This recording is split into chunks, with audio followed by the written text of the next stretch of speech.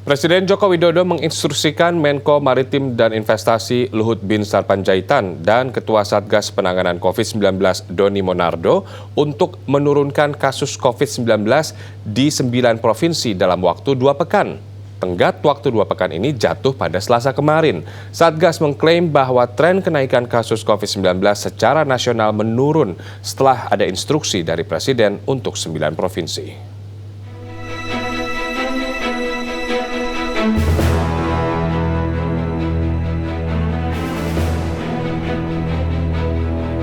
Pada Selasa 15 September, Presiden Joko Widodo memerintahkan Menteri Koordinator Bidang Maritim dan Investasi Luhut Binsar Panjaitan dan Ketua Satgas Penanganan COVID-19 Doni Monardo untuk menurunkan kasus COVID-19 di 9 provinsi dalam waktu 2 pekan.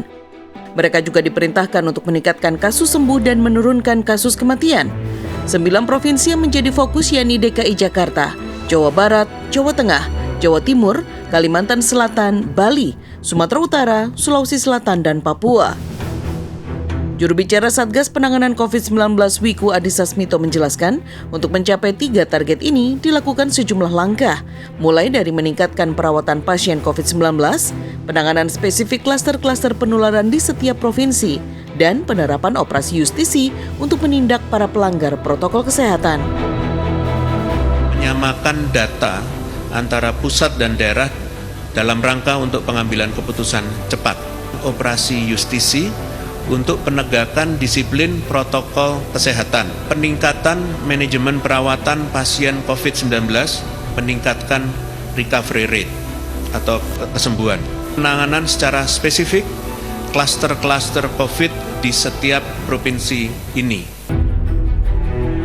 Pada Senin 28 September, Ketua Satgas Penanganan COVID-19 Doni Monardo bahkan mengklaim kasus aktif dan angka kematian COVID-19 turun usai Presiden Joko Widodo menunjuk Luhut Binsar Panjaitan menangani kasus COVID-19 di 9 provinsi prioritas.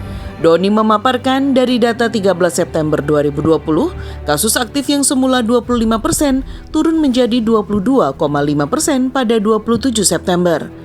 Angka ini berada di bawah rata-rata kasus aktif dunia sebesar 23,13%.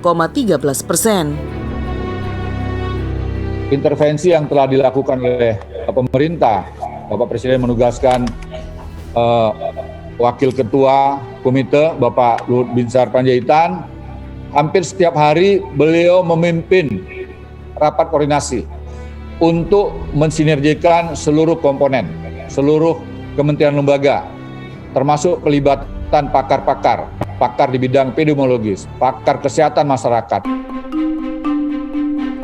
Namun, berdasarkan data dari covid19.go.id, kasus positif harian dari tanggal 15 hingga 30 September mengalami fluktuasi. Di masa Luhut menangani corona dengan rata-rata penambahan kasus sekitar 4.000. Pada 15 September, kasus positif bertambah 3.507 kasus dan mengalami peningkatan tertinggi pada 25 September sebanyak 4.823 kasus. Pada 29 September, kasus positif bertambah 4.002 kasus.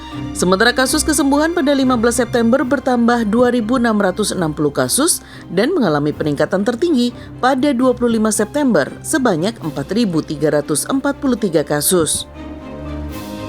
Ahli epidemiologi dari Universitas Indonesia mengatakan, untuk melandaikan kurva penularan COVID-19 hanya dapat dilakukan dengan pembenahan sistem kesehatan publik, mulai dari sumber daya manusia, alat, obat, hingga sistem rujukan di Indonesia.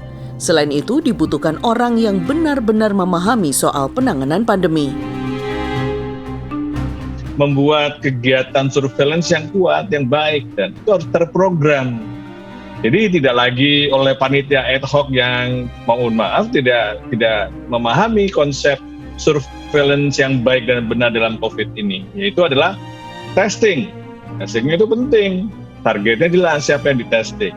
Ya kan, bukan testing massal. Kalau caranya tidak berubah, masih seperti ini, pandemi tidak terkendali sampai tahun depan pun belum mencapai puncak.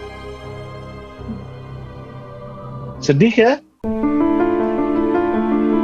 Sejak awal, penunjukan Luhut Panjaitan untuk menangani pagebluk COVID-19 di 9 provinsi besar, meski jabatannya tidak terkait dengan kesehatan, dipertanyakan sejumlah pihak. Pengamat politik dari Universitas Al-Azhar Indonesia, Ujang Komarudin menilai penunjukan Luhut syarat dengan kepentingan politik yang berakibat pada tumpang tindihnya kebijakan. Penunjukan Luhut tidak tepat karena Presiden Jokowi sudah menunjuk sejumlah pihak yang dianggap kompeten dalam menangani corona seperti Menko Perekonomian Erlangga Hartarto, Menteri BUMN Erick Thohir, hingga Menteri Kesehatan Terawan Agus Putranto. Kalau ini diteruskan gitu kan, kalau ini dilanjutkan, artinya Pak Jokowi tidak percaya dengan menteri yang lain. Dia tidak percaya juga dengan satgas-satgas itu yang sudah dibentuk oleh Pak Jokowi juga, misalkan ke Pak Erlangga, ke Pak Erick Thohir, lalu juga ke Pak Menkes, ya kan? Ini kan artinya apa? Ada tata kelola bernegara yang kurang baik. Ada manajemen pengelolaan yang tidak bagus. Ada komunikasi politik yang tidak sinkron di antara mereka. Pemerintah harus dapat menunjukkan aksi dan bukti nyata pandemi COVID-19 di tanah air ditangani dengan baik. Keselamatan rakyat tetap menjadi prioritas, meskipun tim pengendalian pandemi COVID-19 yang seharusnya dipimpin Menteri Kesehatan saat ini justru dipimpin oleh Menteri dari sektor ekonomi. Selain itu, penunjukan sosok penanggung jawab penanganan COVID-19 didasarkan pertimbangan terbaik, bukan asal tunjuk. Tim Liputan Trans 7.